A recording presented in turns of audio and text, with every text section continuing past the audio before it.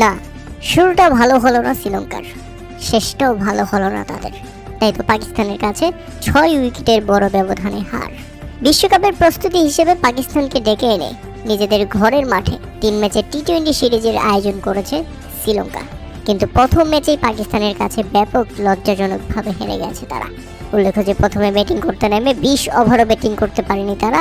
19 over 2 বলের মধ্যেই মাত্র 128 রানে অল আউট হয়ে গেছে শ্রীলঙ্কা। আর 129 রানের জবাবে ব্যাটিং করতে নেমে পাকিস্তান জিতে গেছে 6 উইকেটের বড় ব্যবধানে। পাকিস্তানের হয়ে সর্বোচ্চ 36 বলে 51 রানের দারুণ ইনিংস খেলেন শিহাবজাদা ফারহান। শেষ দিকে দলকে দারুণভাবে ফিনিশ করেন শাদাব খান। আর এতে বিশ্বকাপের প্রস্তুতির প্রথম ম্যাচেই পাকিস্তানের কাছে ভরাডুবি শ্রীলঙ্কা। আর এমন হারে ব্যাপকভাবে আপসেট ছিলেন শ্রীলঙ্কান অধিনায়ক দাসুন সানাকা এবং দলের কোচিং স্টাফ।